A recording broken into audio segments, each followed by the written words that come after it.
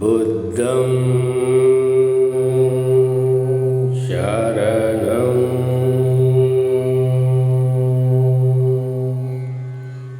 गच्छामि.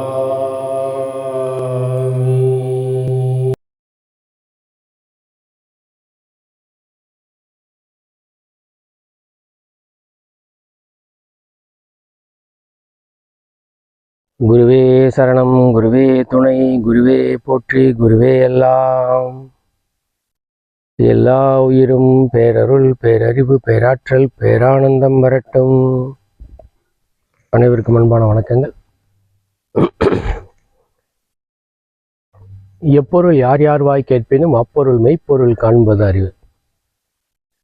மீண்டும் புத்தருடைய கலாம சுத்தங்களில் இருக்கக்கூடிய யார் எப்போ எங்கே எதை எப்படி சொன்னாலும் நம்பாதீங்க. உங்களுடைய பகுத்தறிவையும் அனுபவத்தையும் கொண்டு அலசி ஆராய்ந்து பார்த்து உங்களுக்கும் உலகத்திற்கும் உலக உயிர்களுக்கும் நன்மை அளித்தால் ஒழிய அதை ஏற்றுக்கொள்ளாதீர்கள். இந்த காணொளியில் நாம் பார்க்க இருக்கிறது யோகியின் வாரிசுகள் யோகி, போகியின் வாரிசுகள் போகி, ரோகியின் வாரிசுகள் ரோகி. இதுதான் உண்மை. இதில் எங்கேயாவது தப்பித்தவறி ஏதாவது மாறலாமே ஒழிய பெரும்பான்மையா இதுதான் நடக்குது. என்ன காரணம்னு பார்க்க போறோம். ஒரு தந்திரா கலைஞன் அல்லது தந்திரா யோகி அல்லது தந்திரா ஞானி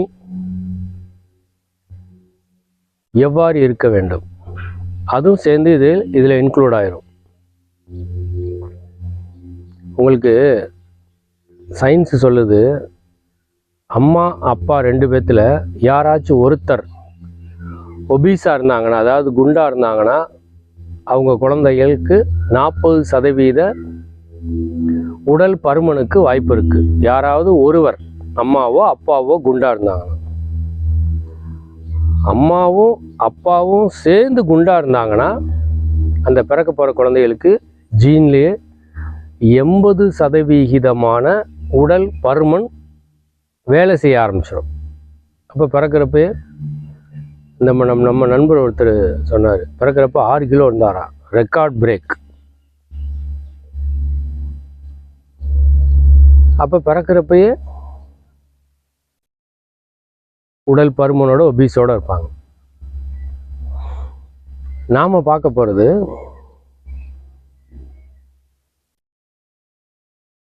எனக்கு தெரிஞ்ச ஒரு டயபெட்டிக் பேஷண்ட், சின்ன வயசு.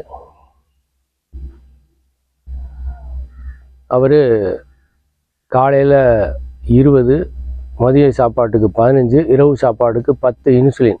கல்யாணம் ஆகாதவர். அந்த மாதிரி இன்சுலின் எடுத்துக்கொண்டவர். அவருக்கு எனக்கு தெரிஞ்சே 2 வருஷமாக போட்டுட்டு இருந்தார். அதுக்கு முன்னாடி எப்போ போட்டிருந்தான்னு தெரியல. அப்புறம் அவங்களுக்கு திருமணம் செட் பண்ணாங்க. அப்போ எங்கள் சுவாமிஜி கூட சொன்னார், எப்பா உனக்கு உடல் நோயை குணப்படுத்தாமல் நீ திருமணம் செஞ்சுக்கிட்டேன்னா உனக்கு பிறக்க போகிற குழந்தையும் பிறப்பிலேயே சக்கரை நோயோடு பிறக்குமப்பா. அதனால கொஞ்சம் ஃபிட்டாகிட்டு அப்புறமே நீ திருமணம் உனக்கு பேசுகிற பாருங்க, அதான் நல்லது அப்படின்னாரு. விதி வலியது கேட்போமா? திருமணம் பண்ணிட்டாங்க. ஒரு 8 மாதம் அந்த குடும்பம் ஓடிச்சு. அதுக்கப்புறம் டிவோர்ஸ் ஆயிடுச்சு. ஏன்? அந்த அளவுக்கு இன்சுலின் எடுத்துக்கிறவங்களுக்கு என்னென்ன உபாதைகள் இருக்கும் அப்படின்னு அதை அனுபவிச்சவங்களுக்கு மட்டும்தான் தெரியும். அப்போ என்ன செய்யணும்? மாத்திரை மருந்து எடுத்துக்கிறதாக இருந்தாலும் ஏதாவது ஒரு பயிற்சியாவது செஞ்சுருந்தாங்க அப்படின்னா அந்த வாழ்க்கை நீண்டிருக்கும். இல்லை இன்னொரு 3 வருஷம் திருமணத்தை தள்ளி போட்டுட்டு உடலை மிகுந்த வலிமையாக்கி ஆரோக்கியமாக்கிட்டு பண்ணணும். எதுவுமே இல்லாமல் அத்தனைக்கும் ஆசைப்படுன்ற மாதிரி திருமணத்துக்கும் ஆசைப்பட்டா அதற்குரிய தகுதி நமக்கு இருக்கணுமா இல்லையா? அப்போ அவருக்கு குழந்தை பிறந்திருந்தால் அது எப்படி இருக்கும்? ஃபுல் டயபெட்டிக் பேஷண்ட்டாக இருக்கும். ஏன்?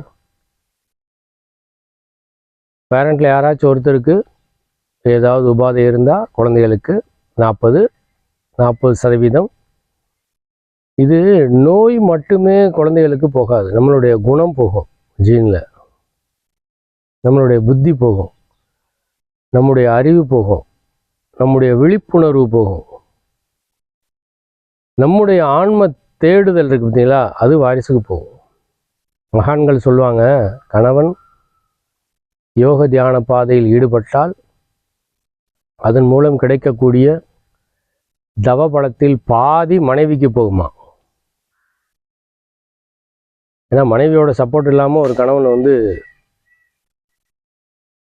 ஆன்ம பாதைக்குள்ளே எந்த பாதைக்குள்ளேயும் போக முடியாது. தர்மம் பண்ணணுன்றதுக்கும் மனைவியோட இகலோக வாழ்க்கைக்கும் அவங்க துணை வேணும், பரலோக வாழ்க்கைக்கும் அவங்க துணை இல்லாமல் போக முடியாது. அதனால தான் தந்திரால மிக முக்கியமாக அந்த ஆதிசக்தியை நாம் புரிந்து கொள்ள வேண்டும் அப்படின்றது. இப்போ நம்ம உடலை வலிமைப்படுத்தாமல், ஆரோக்கியப்படுத்தாமல் எந்த செயலில் ஈடுபட்டாலும் அது எதில் போய் நிற்கும்? ஃபெயிலியரில் போய் நிற்கும். நோயற்ற வாழ்வே குறைவற்ற செல்வம். நாம் ஒரு மார்ஷியல் ஆர்ட்ஸ் கற்றுக்கிற போகிறோன்னு வைங்க, ஒரு கராத்தேவை கற்றுக்கிற போகிறோம் அப்படின்னா அதில் அந்த சில பஞ்சஸ் கொடுப்பாங்க, பிளாக் கொடுப்பாங்க, கட்டா கொடுப்பாங்க. அதுக்கப்புறம் அடுத்த நிலைக்கு போகிறப்ப ஒரு செங்கலை உடைக்கிற பயிற்சி கொடுப்பாங்க. செங்கலை உடைக்கணும் அப்படின்னா செங்கலை உடைப்பதற்குரிய டெக்னிக்கும் தெரிஞ்சிருக்கணும், வலிமையும் தெரிஞ்சிருக்கணும். அது ஒரு டெக்னிக்கோடு சேர்ந்து அது உடைக்கிறது, அதை உடைக்க வலிமையும் இருக்கணும். அதே மாதிரி தேங்காய் உடைப்பாங்க, டக்கு டக்கு டக்கு டக்கு அடித்து தேங்காய் நொறுக்கிட்டு போவாங்க. அதில் ஒரு டெக்னிக்கும் இருக்குது, வலிமையும் இருக்குது. டெக்னிக் இல்லாமல் வலிமையை மட்டும் வச்சு பயன்படுத்தணும் அப்படின்னா அவங்க கைக்கு அதிகமான பாதிப்பு ஏற்படுத்தும். வலிமை இல்லாமல் டெக்னிக் மட்டும் இருந்தால் தேங்காய் உடையாது, செங்கலும் உடையாது. அப்போ ரெண்டையும் பயன்படுத்தணும் அப்படின்னா வலிமையை அந்த மாஸ்டர் சொல்லி கொடுத்துருவாரு. கராத்தே மாஸ்டரோ அல்லது எந்த கலையை கற்றுக்கிறோமோ அந்த மாஸ்டர் சொல்லி கொடுத்துருவாரு டெக்னிக்கை. வலிமை பயிற்சி செய்தால் மட்டுமே கிடைக்கும். அப்போ தந்திரா பயிற்சியில் விந்துவிடா போகத்திற்கும் பரவச நிலையை நீட்டுவதற்கும் அதிலே கிடக்காமல் அதை கடப்பதற்கும் நமக்கு டெக்னிக் மட்டும் தெரிஞ்சு பிரயோஜனம் இல்லை. என்ன தெரியணும்? அதற்குரிய உறுப்புகளை வலிமைப்படுத்தக்கூடிய, அதற்குரிய அங்கங்களை வலிமைப்படுத்தக்கூடிய பயிற்சியும் தெரிஞ்சிருக்கணும். நான் எதுவுமே செய்ய மாட்டேன், மெனக்கட மாட்டேன், எந்த பயிற்சியும் செய்ய மாட்டேன், ஆனால் நான் தந்திரா கலைஞன் ஆகணும், தந்திரா யோகி ஆகணும், தந்திரா ஞானி ஆகணும் அப்படின்னா சாத்தியமே இல்லை, தோற்று போயிடும். நிறையா குடும்ப சம்பந்தமான பிரச்சனைகளுக்கு, அதாவது ரிஷி பத்தினியாக வாழாமல், அவர் சம்பாத்தியம் இருக்கும், குழந்தை குட்டியாக போச்சு, வேறு வழி கிடையாது, இந்த சாப்பாடை வச்சுருக்கேன் சாப்பிட்டு போய் படுங்க, அந்த மாதிரி ஒரு மனநிலை வர்றதுக்கும் காரணம் ஆண்களுடைய வலிமை இன்மையே. ஆண்கள் எழுச்சித்திறன் உள்ளவர்கள், பெண் சக்தி ஏற்புத்திறன் உள்ளது. அப்போ எழுச்சித்திறன் உள்ளவங்க எவ்வளோ வலிமையாக இருக்கணும்? உடலில் உள்ள 9 மண்டலங்களையும் ஆரோக்கியமும் வலிமைப்படுத்துவதும் போக, அது போக எக்ஸஸா தந்திராக்குரிய அங்கங்களையும் சிறப்பு வலிமைப்படுத்த தெரிந்து வைத்திருக்க வேண்டும். அப்புறம் டெக்னிக் தெரியணும், அதை அனுபவிக்கிற டெக்னிக் தெரியணும். அதன் மூலம் கிடைக்கக்கூடிய பரவச நிலையை முடித்து விடாமல் நீட்டுவதற்குரிய அந்த யுக்தி தெரியணும். அதெல்லாம் தியானம் பண்ண பண்ண பண்ண பண்ண தான் வரும் உங்களுக்கு. தந்திரா யோகம் செய்யாமல் வராது. ஏதாவது ஒரு குருமார்கிட்ட அதை கற்றுக்கிறோம். ஏன்னா ஏற்கனவே பேசினதா, வையத்துள் வாழ்வாங்கு வாழ்பவன் வானுரையும் தெய்வத்தில் வைக்கப்படும். இல்லாட்டினா 60-70 வயசுலலாம் இதே வேட்கையோடு அலைய வேண்டி வந்துடும். அப்போ ஒருமித்த எண்ணம் நமக்கு கைகூட வேண்டுமென்றால்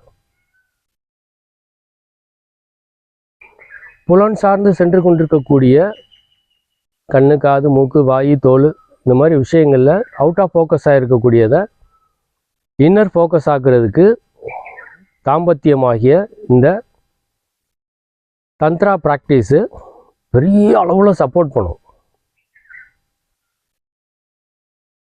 நீங்கள் 1/2 மணி நேரம் தியானத்தில் உட்கார்றதுக்கு பதிலாக குறைஞ்ச சொல்கிறேன் 10 நிமிஷம் தந்திரா கலைஞனாகவோ தந்திரா யோகியாகவோ பயிற்சி செய்தீர்கள் என்றால் அதிபயங்கரமான சக்தியும் வலிமையும் புத்தி தெளிவும் ஆக அமைதியும் ஆனந்தமும் கிடைக்கும்.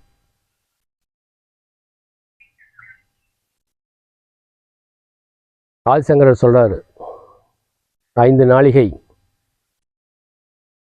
தந்திரா யோகம் பண்ணணும் அப்படின்றாரு. ஒரு நாளைக்கு 24 நிமிஷம், 5 நாளைக்குனா 2 மணி நேரம். அப்போ 2 மணி நேரம் தந்திரா யோகம் பண்ணணும் அப்படின்னா தம்பதியர்கள் இருவரும் மிகுந்த வலிமையோடும் இளமையோடும் ஆரோக்கியத்தோடும் பரவச நிலையில் ஆர்வத்தோடும்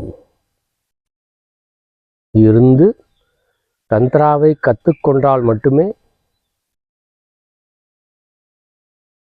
அவர்களுக்கு பிறக்கக்கூடிய குழந்தை எப்படி இருக்கும்? அது ஒரு யோகியாக தான் இருக்கும். தந்திரா சாதாரண பாடம் இல்லை, உச்சபட்சமான வலிமை ஆனந்தத்தோட வெளிப்பாடு தான் தந்திரா. அப்போ அவ்வளோ வலிமை நமக்கு வேணும். அந்த வலிமையோடு ஆன்மீக சிந்தனையோடு, அதாவது காமம், வெகுளி, மயக்கம் எனும் இயற்கையின், அதாவது நமக்கு இருக்கக்கூடிய அந்த மலங்களை எல்லாம் தவிர்த்து விட்டு ஒரு டிவைன் குவாலிட்டியோட நம்முடைய மனநிலையை வைத்து அதன் மூலம் தந்திர யோகம் செய்து அதன் மூலம் கருத்தரிக்கக்கூடிய அந்த குழந்தைகள் எப்படி இருக்கும்? பிறக்கிறப்பே டிவைன் குவாலிட்டியோட இருக்கும். வெறும் இயற்கையோட உந்துதலின் காரணமாக 2லிருந்து 5 நிமிஷத்துக்குள்ள முடிக்கக்கூடிய அந்த வாழ்க்கை என்பது, அதில் பிறக்கக்கூடிய குழந்தை உறுதியாக அந்த இயற்கையின் உந்துதலில் உச்சபட்சமாக தாக்கப்பட்டிருக்கும். அது ஆரோக்கியமாயிருச்சுன்னு வைங்க, அது தந்திரா கற்றுக்கிறதுக்கு வாய்ப்பு இருக்குது. அதான் முதல் சொன்ன மாதிரி யோகியின் வாரிசு யோகி தான், போகியின் வாரிசு போகி தான், ரோகியின் வாரிசு ரோகி தான். நீங்கள் சில வியாபாரம் பண்ணுறவங்க வீட்டில் உள்ள குழந்தைகளை பாருங்கள், பண விஷயத்தில் ரொம்ப கண்டிப்பாக இருப்பாங்க.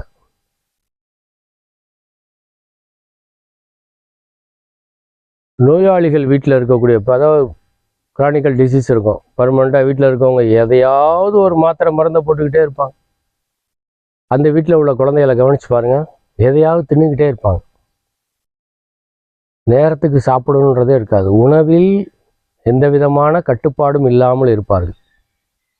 பசிக்காமல் சாப்பிடக்கூடாதுன்றது எத்தனை பேர்த்துக்கு தெரியுது? சரி, தெரிஞ்சிருந்தாலும் எத்தனை பேரால் அதை ஃபாலோ பண்ண முடியுது? அப்போ ஒரு தந்திரா கலைஞனாக, தந்திரா யோகியாக, தந்திரா ஞானியாக ஒருவன் மாற வேண்டுமென்றால் முதலில் உடலில் உள்ள 9 மண்டலங்களையும் உறுதியாக வலிமைப்படுத்தித்தான் தீர வேண்டும். அதோடு சேர்த்து தந்திர யோகத்திற்குரிய அங்கங்களையும் வலிமைப்படுத்த வேண்டும். எதுவுமே செய்யாம வேலை பார்க்குறேன், சம்பாதிக்கிறேன், சாப்பிட்றேன், தோன்றப்பெல்லாம் சாப்பிட்றேன் அப்படின்னா அது போக வாழ்க்கை. அந்த போக வாழ்க்கையில் கிடைக்கக்கூடிய குழந்தைகள் அவர்களும் போகியாகத்தான் இருப்பார்கள். யோகியாருக்கு வாய்ப்பு ரொம்ப குறைவு. ஏன்னா இப்போ ஒரு நோயின்னு வைங்களேன், மருத்துவர்கிட்ட போய் கேட்டவுடனே இது ஏன் வந்துச்சுன்னா இது பரம்பரை நோய் அப்படின்றாங்க. பரம்பரை அப்படின்னா பல தலைமுறைகளாக ஒரே மாதிரி உணவு, ஒரே மாதிரி உண்ணும் முறை, ஒரே மாதிரி வாழ்க்கை முறை தொடர்ச்சியாக வந்துச்சுன்னா என்ன ஆகும்? அதே தானே அடுத்து வர்றதும், அதுதான் பரம்பரை, ஹெரிடிட்டின்னு அதுதான் சொல்லிடுறாங்க. அப்போ ஒரு யோக வாழ்க்கையில் ஈடுபட்டு இருப்பவர்களுடைய வம்சம் அதே மாதிரி யோக பயிற்சி செய்யும், யோகத்துக்குரிய சாத்வீக உணவு எடுத்துக்கணும், மனநிலையை பக்குவமாக கடந்த காலத்துக்கும் எதிர்காலத்துக்கும் போகாமல் நிகழ்காலத்தில் வச்சுருக்கோம். அந்த மாதிரி பிறக்கக்கூடிய குழந்தைகள் அவன் யோகியாக தான் இருப்பான். ஏன்னா ஒரு யோக பயிற்சி செய்து யோக வாழ்க்கை வாழ்பவர்களுடைய இரத்தம் சுத்தமாயிரும். சுத்த இரத்தம் சுத்த தேகத்தை கொடுக்கும். சுத்த தேகம் சுத்த விந்து உற்பத்தியை கொடுக்கும். சுத்த விந்து ஞான குழந்தைகள் பிறக்க வைக்கும். நீங்கள் வாரியார் சுவாமிகளுடைய நன்மக்கள் பேருன்ற நூல் படித்து பாருங்கள். வரிசையாக நிறையா டிப்ஸ் கொடுத்து கடைசியாக சொல்லியிருப்பார். பேரண்ட் அதாவது பெற்றோர்கள் நன்மக்களாக இருந்தால் பிறக்கும் குழந்தையும் நன்மக்களாக இருக்கும். அதுதான் யோகிக்கு பிறப்பவர் யோகி, போகிக்கு பிறப்பவர் போகி. அப்போ ரோகம் ஏன் நோய் வருது? பயிற்சியின்மை, முறையற்ற வாழ்க்கை முறை, பொருத்தமில்லாத உணவு, பொருத்தமில்லாத நேரத்தில் எடுப்பது, இது போக தீய பழக்கங்கள். இதெல்லாம் என்ன செய்யும்? நீங்கள் அம்மாவோ அப்பாவோ கண்ணாடி போட்டிருந்தா பிள்ளைகளை பாருங்க, 2 பிள்ளை இருந்தால் அதில் 1 கண்ணாடி போட்டிருக்கோம், இல்லை 2மே கூட கண்ணாடி போட்டிருக்கோம். அப்போ பரவுதா ஜீனு? அவங்க கண்களை ஆரோக்கியமாக வச்சுருந்தா பிறக்கிற குழந்தை கண் எப்படி இருக்கும்? ஷார்ப்பாக இருக்கும். அதே மாதிரி தான் உள் அங்கங்களும் மனப்பக்குவமும் அறிவும் புத்தி தெளிவும். இப்போ நம்ம என்ன செய்யணும்? ரோக வாழ்க்கை ஏற்கனவே இருந்ததென்றால் அதை மாற்றி யோக வாழ்க்கைக்கு வர வேண்டும். நாம் யோகியாக மாறும் பட்சத்தில் நமக்கு பிறக்கக்கூடிய குழந்தைகள் உறுதியாக யோகியாக இருப்பார்கள். புறச்சூழலின் காரணமாக யோகியாக முடியவில்லை என்றாலும் ரோகியாகாமல் இருப்பார்கள். அதாவது உயர் ஞானம் அடையணும் அப்படின்றது 2ஆம் பட்சம், அஞ்ஞானத்துக்குள்ளே போகாமலாவது இருப்பாங்க. அப்போ நம்முடைய இந்த நாட்டில் வரக்கூடிய வாரிசுகளும் வம்சங்களும் ஆரோக்கியமாக இருக்க வேண்டுமென்றால், வலிமையாக இருக்க வேண்டுமென்றால், ஒவ்வொரு தம்பதியரும் திருமணத்திற்கு முன்பே முறையான தந்திரா யோகத்தை பயின்று, ஏன்னா தந்திரா யோகன்றது இந்துவிடா போகம் மட்டும் அல்ல, உடல் முழுவதையும் ஆரோக்கியமாக்க வைப்பதோடு சேர்த்து திருமணத்திற்குரிய அங்கங்களையும் வலிமைப்படுத்தக்கூடிய அதிபயங்கர சக்தி சூட்சும பயிற்சிகள். போகத்தை தான் நீடிக்கணும் அப்படின்னா அதுக்கு எத்தனையோ மருந்து மாத்திரைகள் இருக்கு. அது யோகியாக்காது, அந்த போகத்திலிருந்து கடக்க உதவாது, அதிலேயே கிடக்க உதவும். அலைய வச்சிரும் நம்மளை. ஒரு யோகியாக இருக்கப்ப அதிலிருந்து மீண்டு வருவதற்குரிய வாய்ப்புகளை என்ன செய்யும்? இந்த யோக பாதை நமக்கு ஏற்படுத்தும். ஏன்னா இந்த பாதை மகான்கள் நமக்காக காட்டி கொடுத்த பாதை. வையத்துள் வாழ்வாங்க வாழ்பவன் வானுரையும் தெய்வத்துள் வைக்கப்படும். திருமணத்திற்கு முன்பே யோகத்தை கற்றுக்கொள்வோம், இன்னும் சொல்லப்போனால் சிறு வயதிலிருந்தே யோகத்தை கற்றுக்கொள்வோம். 20 வயதிலிருந்து தந்திரா யோகத்தை கற்போம். தந்திர யோக போகத்தை அனுபவிப்போம். தந்திரா கலைஞனாக இருந்து தந்திரா யோகியாக மாறி தந்திரா ஞானியாக மாறுவோம். நம்ம ஒருத்தர் தெரிஞ்சுக்கிட்டோம்னா என்னாகும், அவங்க குடும்பத்துக்கும் அவங்க வழிகாட்ட முடியும். அதன் மூலம் நம் நாடே எந்த விதமான போதைக்கும் அடிமையாகாமல் ஒரு ஆரோக்கியமான வலிமையான தமிழகமாக, சிறப்பான இந்தியாவாக, முன்னொரு காலத்தில் நாம் எப்படி இருந்தோமோ ஒரு 1000 வருஷத்துக்கு முன்னாடி, அதுக்கப்புறம் பல படையெடுப்புகளால் நம்ம நாசமாயிட்டோம். நம்மளுடைய சிறப்பு பூரா போயிடுச்சு. உலகத்துக்கே வழிகாட்டிகள் நாம். மீண்டும் அந்த நிலைக்கு வரும்.